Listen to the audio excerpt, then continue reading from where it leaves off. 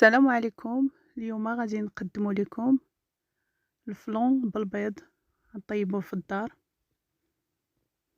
غنحتاجو 6 البيضات، اطروت الحليب، 4 المعالق سنيده، ساشيات فاني وقشرة الحامض. في كاسرونه كنديروا الحليب،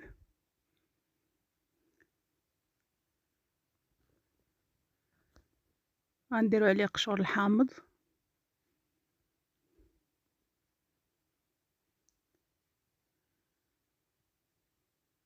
السنيده،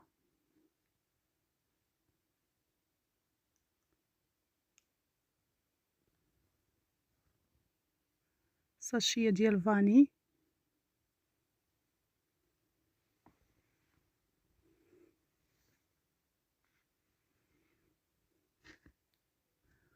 ونديروه فوق العافيه حتى يفيض. نحركو الخليط ومن بعد نديروه فوق العافيه حتى يفيض.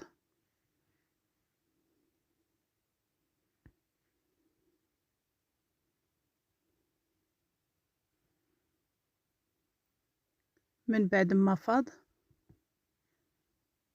غنحيدو من فوق النار ونحطوه ونشدو المول اللي غنديرو فيه الفلون. غنديرو فيه واحد الكاس ديال سنيده باش نقادو الكراميل.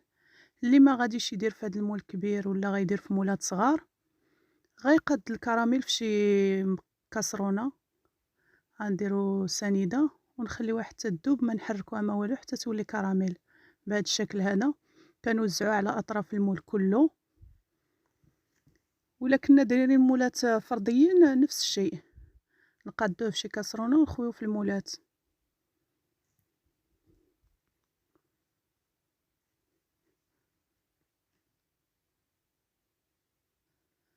نشدو من بعد نشدو 6 البيضات ونديرهم في واحد الاناء.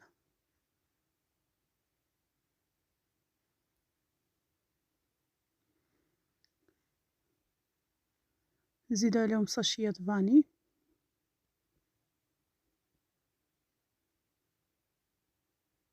ونحركوهم نطربوهم.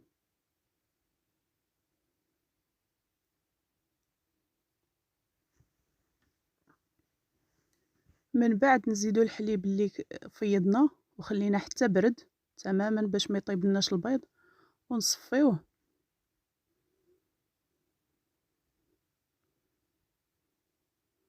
ونخلطو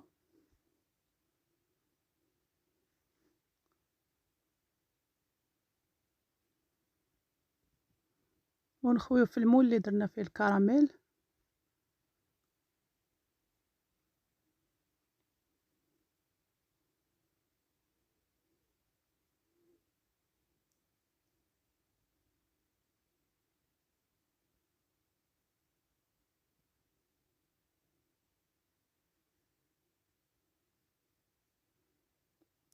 وندخلوه للفران لمدة 45 دقيقة على عافية مهيلة حتى يطيب. غيولي بهذا الشكل هذا. نقلبو بالموس بحال شكل كيكة، نقلبو بالموس واش طاب. الا نشف الموس راه صافي. ومن بعد نقدموه في الصحن التقديم. كنتمنى يعجبكم بالصحة والراحة.